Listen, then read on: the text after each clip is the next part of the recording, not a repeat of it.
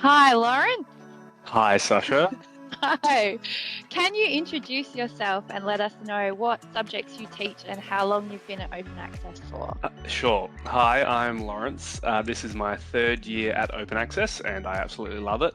I'm teaching currently media studies, English, PLP, music, and I've got a couple of advisory classes as well.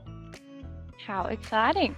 Yeah, And can you confirm you've not seen these questions prior to this meeting? I have not seen these questions, but I'm looking forward to answering them. And can you agree to give an honest and unfiltered answer to our students? Yes, absolutely.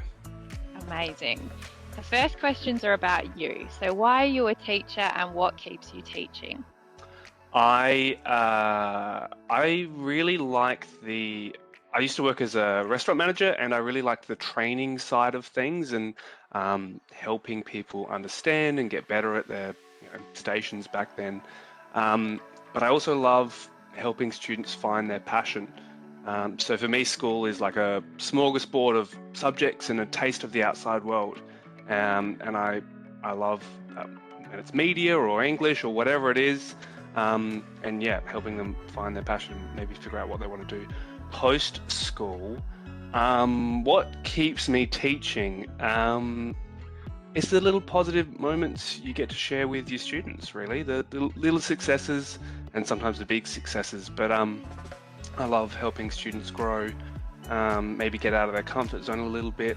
But we at OAC celebrate small things, whether that be turning your mic on in class for the first time and saying hello, which is massive, really, for a lot of students, and also the big things like getting an A on your assignments. But yeah, I just love those moments where students have successes and I get to play a small part in that.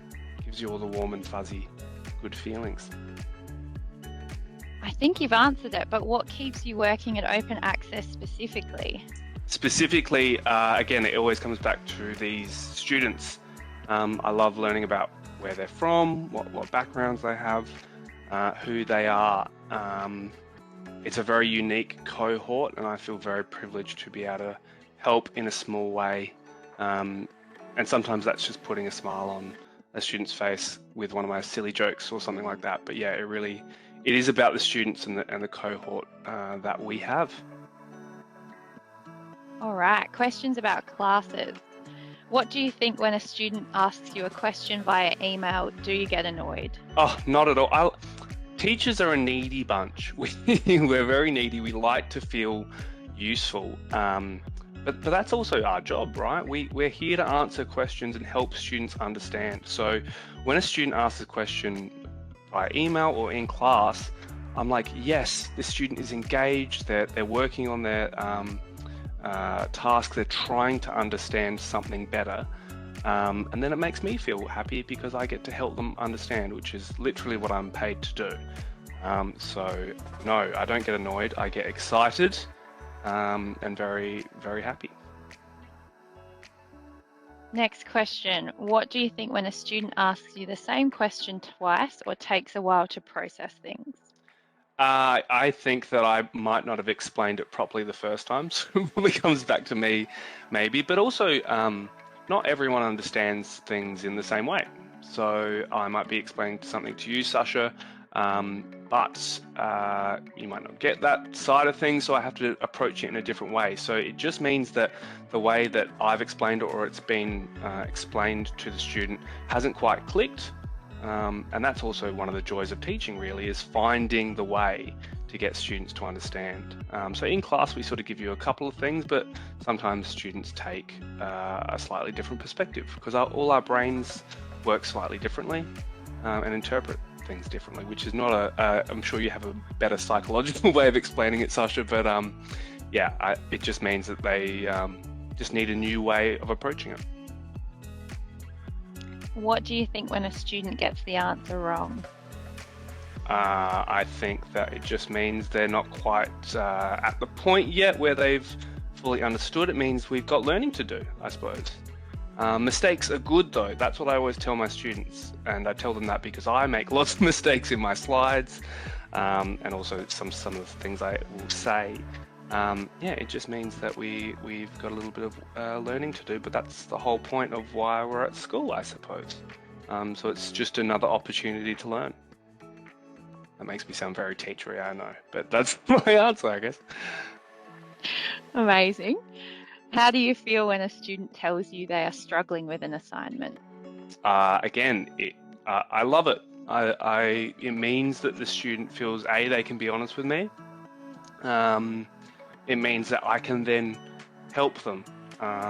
Which again, I'm a needy. We're a needy bunch. We want to help you do your best. We want to help students do their best. So when a student says, "Hey, I'm struggling. I need a bit of help," it first of all means we can like reassess the deadline. We get to be so flexible at OAC, which is another reason I love it. And yeah, I get to work with them individually, build the relationship, and help them improve their assignment. Awesome. It also, it also means that I learned something about the assignment I might have set as well.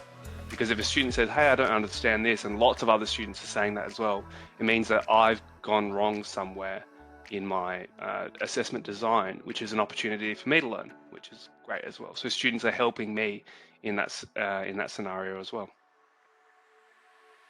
Awesome.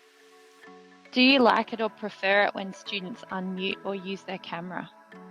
Absolutely, I do. I think one of the things that at OAC that I find it really difficult to, well, not difficult, but I don't get to see their faces, so I don't often get to gauge their understanding just by what they look like. So yeah, when students turn their camera on, not only can I picture who I'm talking to, because I'm like, oh, that's what Sasha looks like now, but also when they unmute, it's just a bit more free-flowing. The other thing is students are way more interesting than me, and their thoughts about certain topics or concepts are going to be more interesting for other students as well. So yeah, I do prefer it, but I also acknowledge that it's not an easy step to take for everyone. But yes, I do prefer it, absolutely. Your next question, does it annoy you when a student asks for an extension on a task? Not at all. Again, it shows me that they're engaged, and also we all have lives. We all have lives outside of school. I am a fiend for not meeting my deadlines, so it's a normal thing. I just say to students, "Hey, get in touch with me, ask me." Again, we can be really flexible about it. It shows that they have good independent working skills, good communication skills. So no, I do not mind whatsoever. And what do you think when a student misses a few classes? It's more of a worry. It makes me think that something's going on that we don't know. But again, that's normal because we have lives outside of school. School isn't the be all and end all for teachers and students. So it just makes me go, oh, that's a bit unusual. Sasha's missed a few classes. Follow-up needs to happen. But yeah, it's not an annoyed thing. It's just that's not normal. Something should be followed up or done. Amazing. We've got some questions about teacher advice. So the first one, what do you do when you feel so anxious about what's in your email inbox that you find it hard to even look at your inbox? Sure. I mean, I think this happens for teachers and adults as well, especially like after a break. I'm a big believer of one thing at a time, and I get that as well, especially back from a weekend. You have like 15 or 16 emails, you go, that's a lot. But I just address them one at a time and then take a break. If it's super overwhelming, I'm going, oh my God, I've only got like 3 or 4 done. I'll go, actually, hang on. I'm not going to let this dictate my life or the rest of the day. I'm not going to let this anxiety build up. I'll go away, do something, and I'll come back to it, because I know that if I just go one at a time, I will address the pile of emails. But yeah, it's a completely normal thing, and I think I've just got another couple now, you know, and you want to address it, but it's normal. I would just say approach it one email at a time, and also know that if something's really urgent, the person who's after you will find you. I hope that's good advice. Maybe not, but use it if you want. Great advice. How do you approach building a working relationship with a student? It comes back to the idea that students are far more interesting than anything I have to say. So I really like learning about, where they're from, what family or pets they have. I love learning about their pets and interests they have, and I think the cool thing about working with people is that you get to learn about things you perhaps never knew about. So I've learned a lot about things like Minecraft and different games. We have a lot of gaming students, but also things that I'm interested in, like music and media and TV shows and all that sort of stuff. I'm really interested in their lives and what they're interested in as young people. And they also, like help me keep up with all the lingo and trends and stuff, which I am completely removed from. So that's cool as well. So yeah, just asking them questions and trying to talk to them and get to know them, I suppose. What is your approach when students are unwilling to engage in a class or course? I think a gentle approach is best. I think sometimes environmental factors play a part. Again, we know that there's a lot going on in our students' lives, whether it be family or other commitments as well.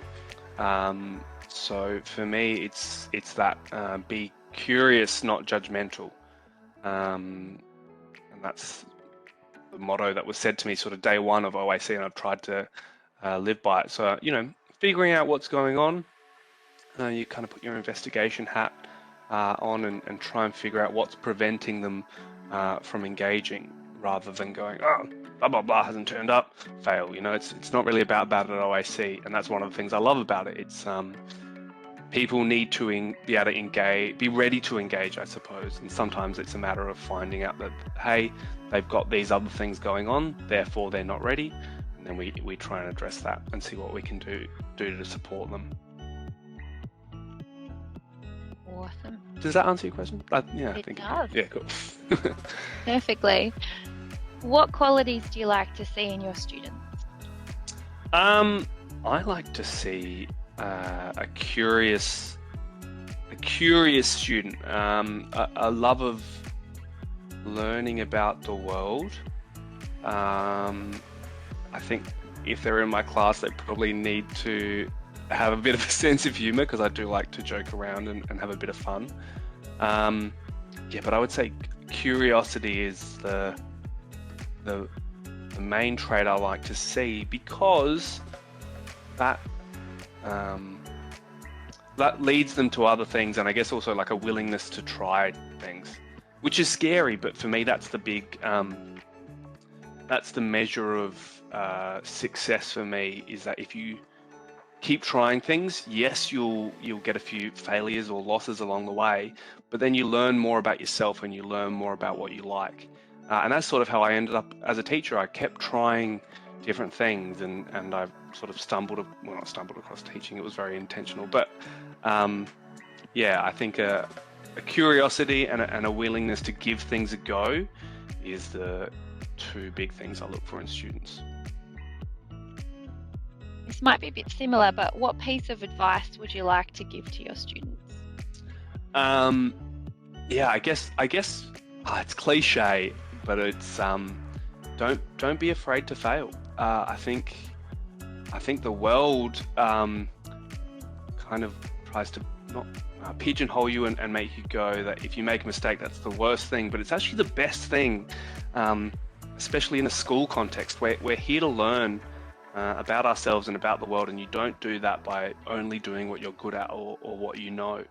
And if I hadn't failed at a few things before, I wouldn't have landed as a teacher. So I guess that's my piece of advice is, I know it's cliche, but don't be afraid to try things and fail at them, because that's the best way to learn. Awesome. What do you think are the most important ways of supporting your students?